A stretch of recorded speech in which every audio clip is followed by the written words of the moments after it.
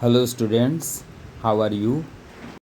Students, आज हम लोग देखेंगे क्लास 7 सीबीएसई हिंदी चैप्टर 4 मिठाई वाला। इस चैप्टर के एक्सरसाइज में हम लोग प्रश्न संख्या 1 से लेकर के 8 तक का उत्तर करेंगे। इसको अच्छे से स्टडी कर लेना है। प्रिय विद्यार्थियों, इस पाठ का पहला प्रश्न है, मिठाई वाला अलग अलग चीज़ें क्यों बेचता था और वह महीनों बाद क्यों आता था। उत्तर, बच्चों को प्रसन्न देखकर मिठाई वाला प्रसन्न होता था।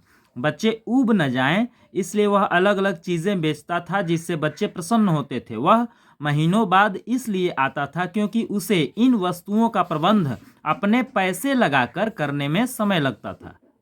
अगला प्रश्न है, मिठाई वाले में वे कौन से गुण थे जिनकी वजह से बच्चे तो बच्चे बड़े भी उसकी ओर खींचे चले आते थे। इसका उत्तर है, मिठाई वाला अलग अलग चीज़ें बेचता था। उसका व्यवहार मधुर और प्रेम पूर्ण था। वह मधुर आवाज़ में गाकर वस्तुएं बेचता था। उसमें बच्चों के प्रति अपनापन था तथा वह बच्चों से लाभ नहीं कमाना चाहता था, इसलिए बच्चों के साथ साथ बड़े भी उसकी ओर खींचे चले आते थे। प्रश्न संख्या 3, विजय बाबू एक ग्राहक थे और मुरली वाला एक विक्रेता। दोनों अपने अपने पक्ष के समर्थन में क्या क्या तर्क पेश करते हैं। इसका उत्तर है, विजय बाबू अपने पक्ष में तर्क देते हैं कि दुकानदार वस्तुओं का मूल्य बढ़ाकर और झूठ बोला करते हैं। मुरली वाला अपने पक्ष में तर्क देता है कि दुकानदार हानि सह कर भी सामान बेचे, फिर भी ग्राहक को यह लगता है कि दुकानदार लूट ही रहा है। ग्राहक दुकानदार पर विश्वास नहीं करते हैं। अगला प्रश्न है, खिलौने वाले के आने पर बच्चों की क्या प्रतिक्रिया होती थी। उत्तर, खिलौने वाले के आने पर उसकी मधुर और स्नेह भरी आवाज़ सुनकर बच्चे अपने मकानों, गलियों, उद्यानों से भागकर खिलौने वाले को घेर लेते और खिलौनों को लेने हेतु मोल भाव करने लगते थे।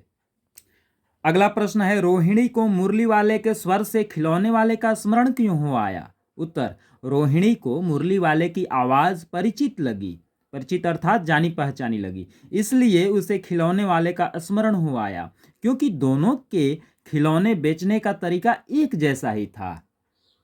अगला प्रश्न है, किसकी बात सुनकर मिठाई वाला भावुक हो गया था, अर्थात भावुक अर्थात इमोशनल। उसने इन व्यवसायों को अपनाने का क्या कारण बताया। इसका उत्तर है, रोहिणी की बात सुनकर मिठाई वाला भावुक हो गया था। उसने इन व्यवसायों को अपनाने का कारण यह बताया कि उसका भी एक सुंदर परिवार था। पत्नी सुंदर थी और बच्चे भी बड़े प्यारे और सुंदर थे। समय के साथ उसका प्यारा परिवार, बच्चे सभी समाप्त हो गए। अब मिठाई वाला वस्तुओं को बेचने के बहाने अपने उन बच्चों की झलक दूसरे बच्चों में देखता है, तब उसे सुख संतोष मिलता है। अगला प्रश्न है, अब इस बार ये पैसे न लूंगा। कहानी के अंत में मिठाई वाले ने ऐसा क्यों कहा। उत्तर, अब इस बार ये पैसे न लूंगा कहानी के अंत में मिठाई वाले ने ऐसा इसलिए कहा क्योंकि रोहिणी ने उसके प्रति स्नेह दिखाया था और इस प्रकार इतने समय में पहली बार किसी ने मिठाई वाले के दुखों को समझना चाहा था। उसे रोहिणी के दोनों बच्चों चुन्नू मुन्नू में अपने बच्चों की झलक नजर आई। इस पाठ का अगला प्रश्न है, इस कहानी में रोहिणी चिक के पीछे से बात करती है। क्या आज भी औरतें चिक के पीछे से बात करती हैं? यदि करती हैं तो क्यों? आपकी राय में क्या यह सही है? उत्तर, हाँ, आज भी कुछ गांवों में औरतें चिक या पर्दे के पीछे से बातें करती हैं। ऐसा वे शर्म लज्जा के कारण करती हैं।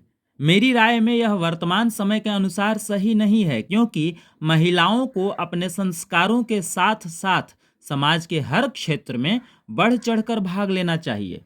स्टूडेंट्स, इस प्रकार से प्रश्न उत्तर संपूर्ण हुए। आप अपनी कॉपी में नोट कर लेना और अच्छे से इसका अध्ययन कर लेना। Thanks for your awareness. Bye.